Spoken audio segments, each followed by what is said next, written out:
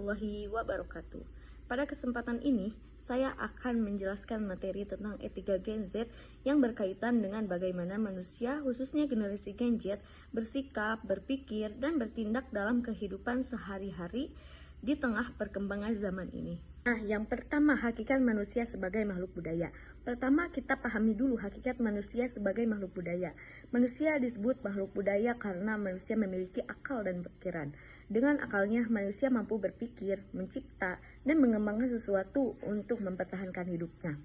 Manusia tidak hidup sendiri, tetapi selalu berhubungan dengan lingkungan, baik lingkungan abiotik seperti tanah, air, dan udara, maupun lingkungan biotik seperti manusia lain, hewan, dan tumbuhan.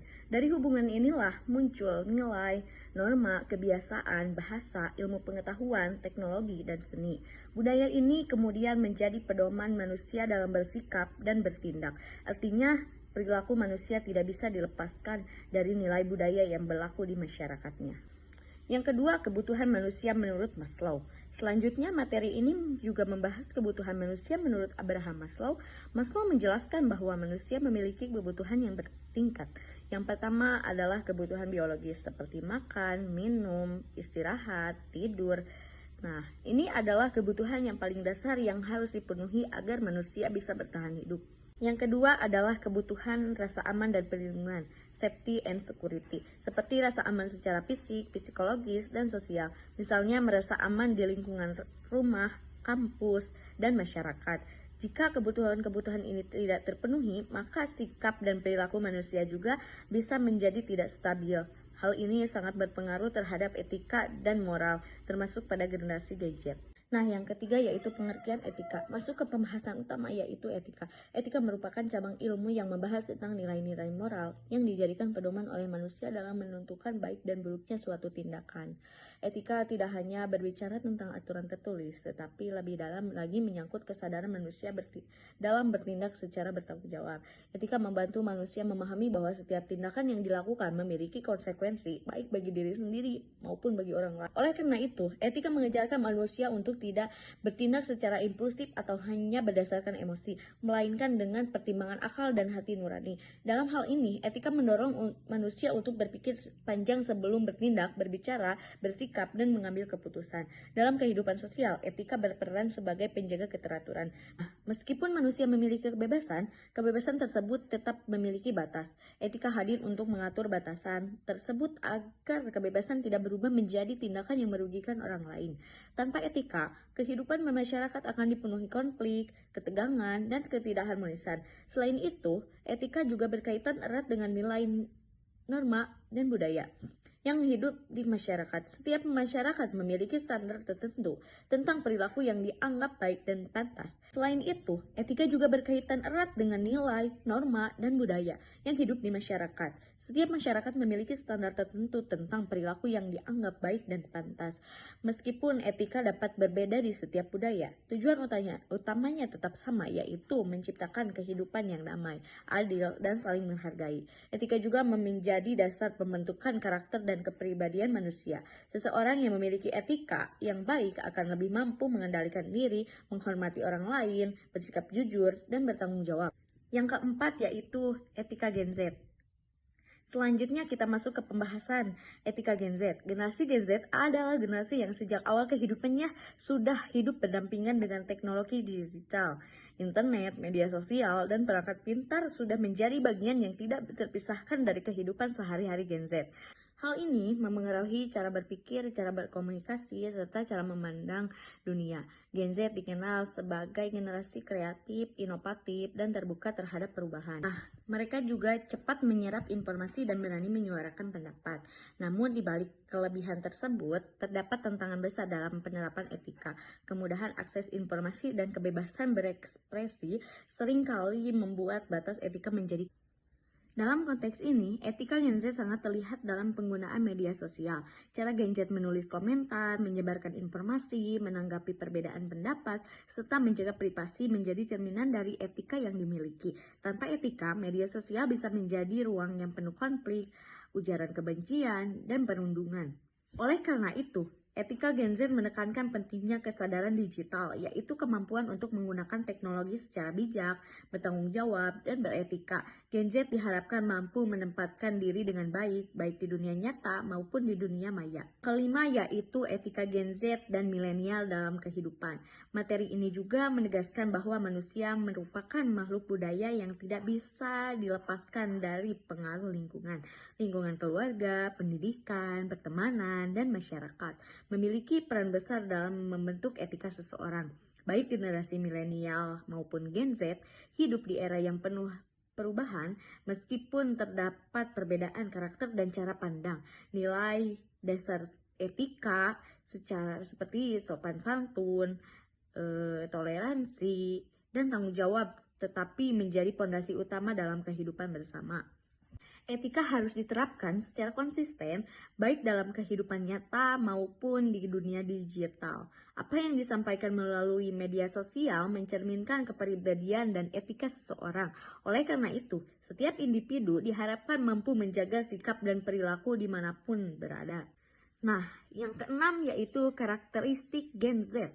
Beberapa karakteristik utama generasi Z atau yang disebut Gen Z antara lain yaitu yang pertama sangat dekat dengan teknologi dan media digital, yang kedua yaitu memiliki pola pikir yang cepat dan kritis, yang ketiga yaitu terbuka terhadap perbedaan dan keberagaman, yang keempat yaitu berani menyampaikan pendapat dan gagasan, yang kelima yaitu memiliki kepedulian terhadap isu sosial dan kesehatan mental.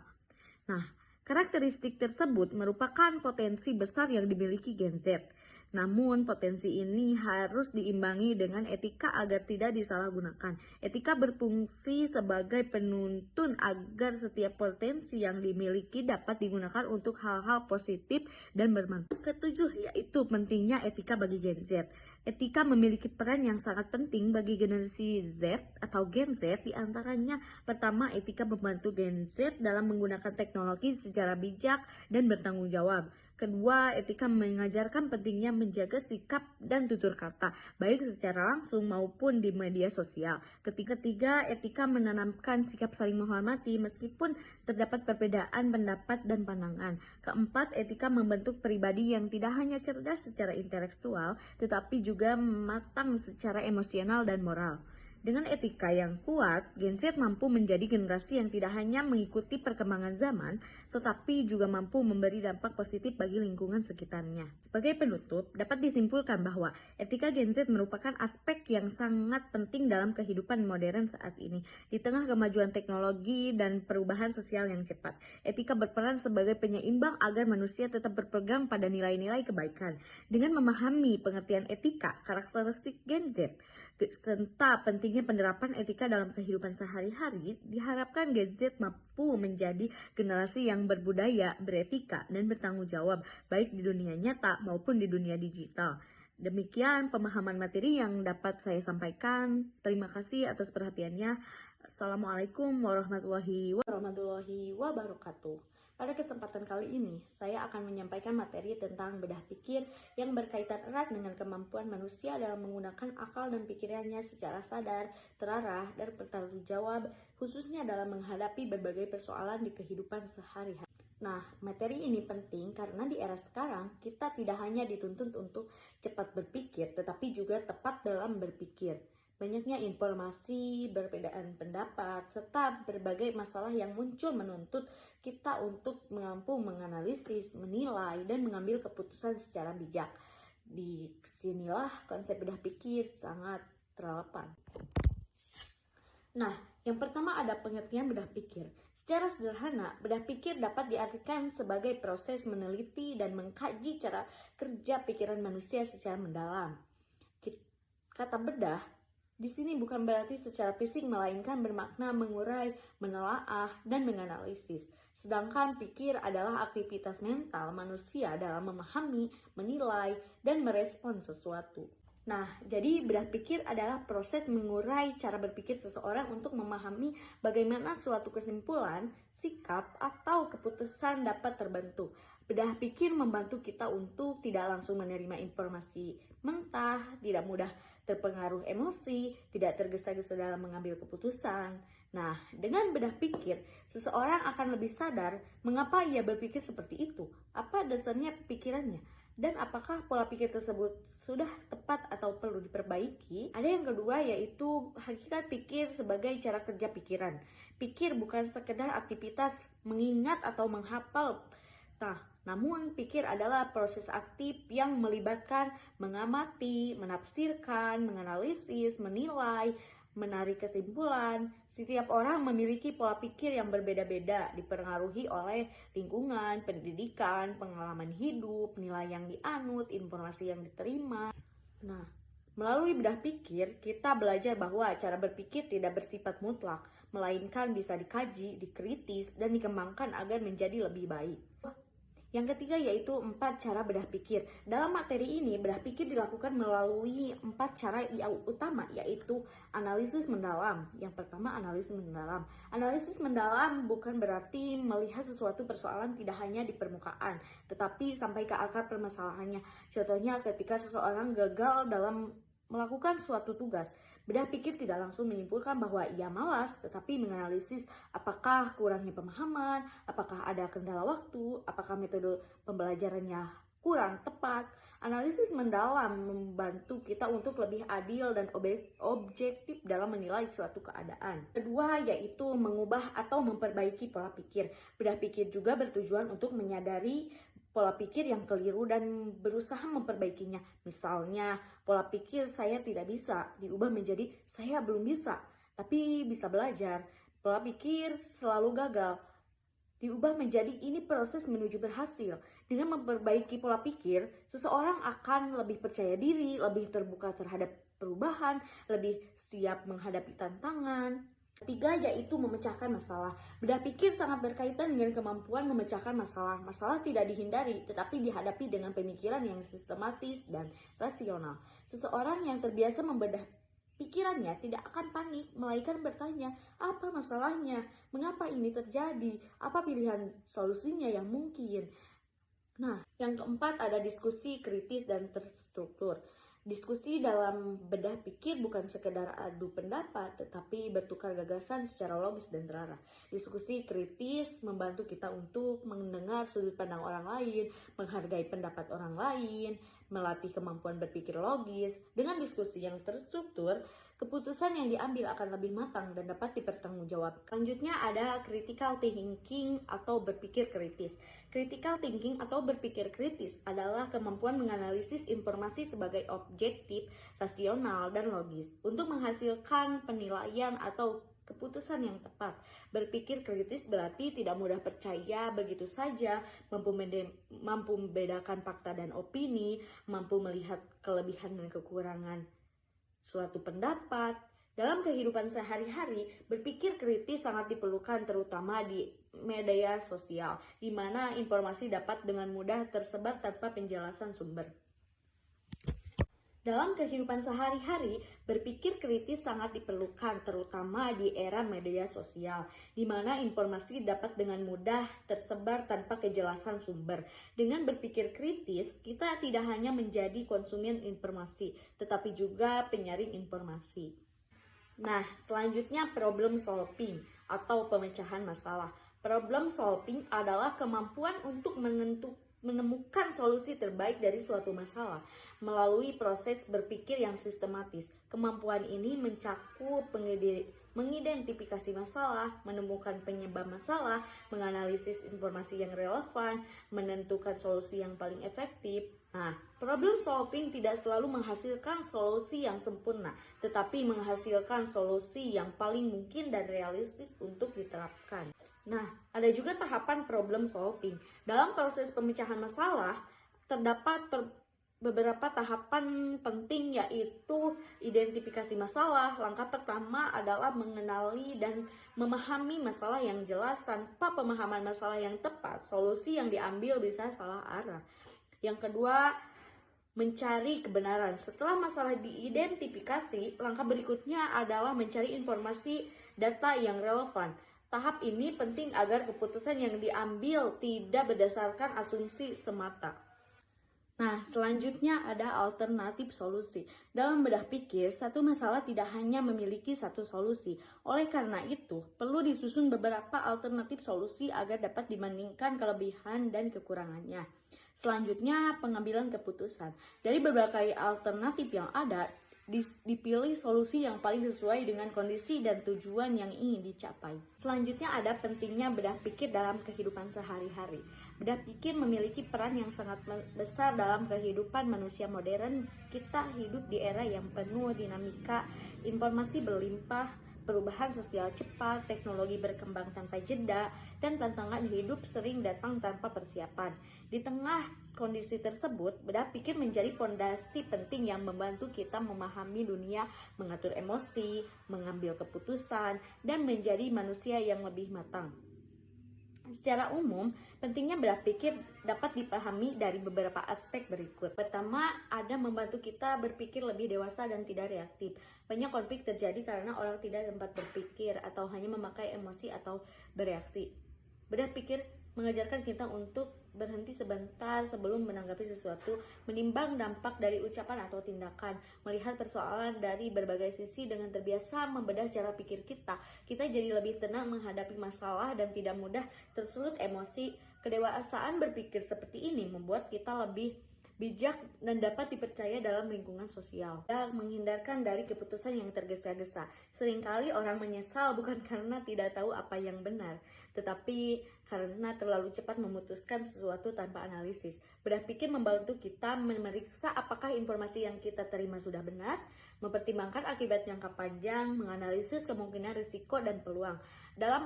Dengan begitu, keputusan kita menjadi lebih matang, tidak memulu-mulu berdasarkan perasaan sesaat atau desakan dari luar. Ada juga meningkatkan kemampuan menyaring informasi. Di era digital, berita bisa menyebar dalam hitungan detik. Sayangnya, tidak semua informasi akurat.